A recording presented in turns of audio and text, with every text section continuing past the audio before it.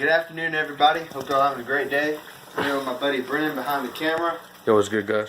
And today, got my little 5-gallon bucket here, as you see, and got the 5-gallon. Well, yesterday I was out at the Glen, and I cast netted a couple of snacks, not only for the red tail, but I also got what do you call them? I got some bigger bluegills, about like range from like this. We'll show you here in a second.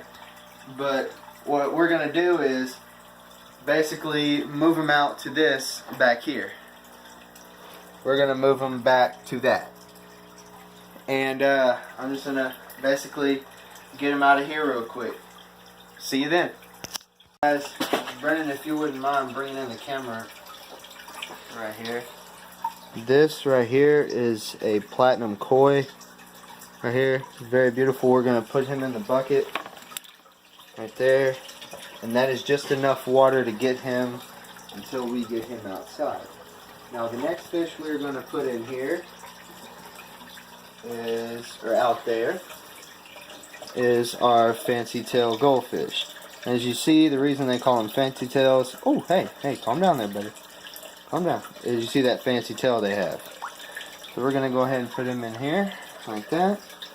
Now we have one more little guy. Not little guy, but pretty good size. Come here, buddy. This is a goldfish that I bought for 25 cents. He's a feeder goldfish who happens to have gotten really big in my care. As you can see, him versus my hand. But he has gotten really good size in my care. And so this is what we're going to go put out at the pond. See you there. Okay, now we're outside, and Brennan's going to show you the little pond here that we have. There's no aerator in it currently, but there is one inside that I can get out here. Just plug up to an extension cord. Now, I just want to show y'all the fish a little bit, just one more time. There and there. And so what we're going to do is basically release these guys in here, and this water's already treated. See that guy right there? So what we'll do is release him like that. There they go. Now here's number 2. There's number 2. Okay. And he's off. And here comes my precious, like, this is one of my favorites. Oh, well, he fell on his own. But How did that be hit the brick? that wouldn't have been funny. I'd have been kind of scared. But I got them out here just to kind of let them grow a little bit more, and got them out of the tank and all that. So I'm gonna put an air pump on this and have them just sitting back here, and as Brennan will show you, it's a good view from my room, so I figured have a few fish in here that I can grow. Oh, point it. Oh, oh, the dog Jack was up there, and it gives him an opportunity to look out, and gives me an opportunity to look at something with fish in it, you know what I mean? Yeah. And now over here, this is a project I've been working on for a while. Not really. I dug this and put everything in like 3 weeks. Not 3 weeks, 3 days. I dug it in 3 days, and I put the liner in and did all the stones in like another week maybe. And so what had happened was, whenever I got these stones, it came with the house basically. So what had happened is I just decided to ask my mom if I could build a pond. It was very hard, you know, for her to, she doesn't want me digging up the backyard, and so I finally convinced her to let me dig up the backyard. But unfortunately the pond, it's kind of dirty right now, and I don't know how long it'll be here, but hopefully, look right here, I built this little waterfall area, and I'm going to just run a return pump up here and then have it cycling down, so it's using the same water. That way you don't have to have a regular hose hooked up to water and it just runs down there and jacks up your water bill. So basically what I'm going to do is just put that return pump in there and it'll have its own little waterfall. So what we're going to do next is, I guess I'll go ahead and show you all the fish that I mentioned in the beginning of the video, and go ahead and show you all the 3 brim I caught, and then we'll do a review on the red tail. See y'all there. Okay, so this is my 20 gallon here that I purchased at PetSmart. Shout out to PetSmart because they are the best with providing you fish, tanks, filters, aerators, like I said, filters I probably said, structures, anything you could want or need for a fish tank, they've got it. Same as Petco. But I've started realizing that I've kind of wanted some different fish, right? Instead of just tropical fish, saltwater fish, so I decided to get this 20 gallon, and you know, they got some worms down here for them, and I got these guys with the cast net yesterday, like I said, and there's 3 bluegills in there. And so basically what you can do to catch these guys is you can either do one of 2 things. You can catch them on a rod and reel, like is what is right there.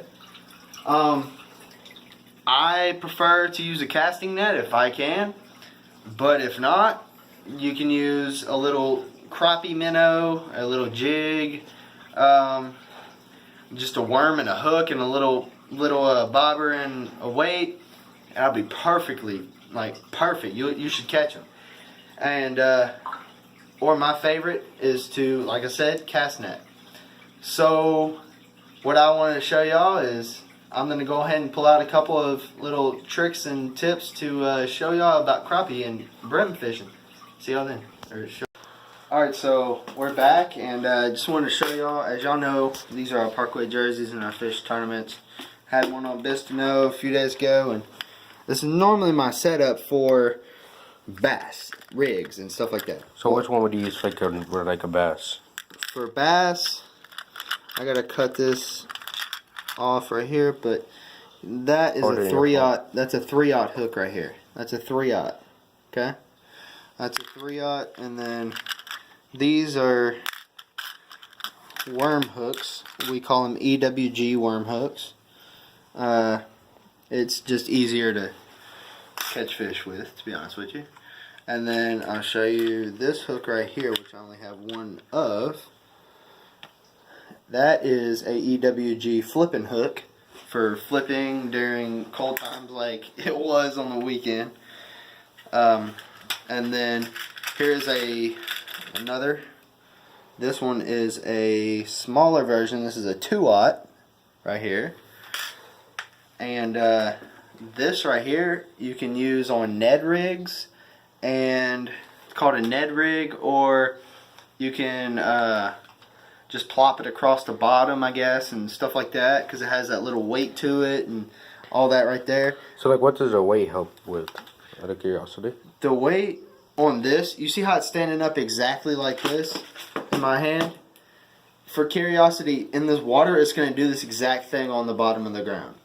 And it's also called a shaky head if you have a worm like that on this hook. So what it'll do is, for instance, it'll go down to the ground, it'll go bloop, it'll land, and you just kind of have to like twitch it a little bit because your line's gonna be right here. So you'll just want to like pop it a couple times, and that worm will kind of move on the back of it, and it'll go straight back down. And the bass really love that. They get triggered at that, and they smack it, which is what we call an aggressive bite. But also, you can use these not only for bass, you can use these for crappie and any other bait fish, just not shad, because if you try to set a hook on a shad, it would rip its mouth. Anyway, to get to the point of what I would use to catch those fish like I have in there, it would be these little guys. You can find these at any Bass Pro, and ow, that is hooking me. But these are little guys right there. These you can catch what I have in there. You can use it for small catfish, all that kind of stuff, and stuff like that. But that's basically for your smaller, like little game fish like sunfish, bluegill, brim, not only brim but crappie, all those kind of different small fish. And so now that I've gone through the basics of the hooks, right, I will go to your basic worms. These right here, these are culprit 7.5 worms.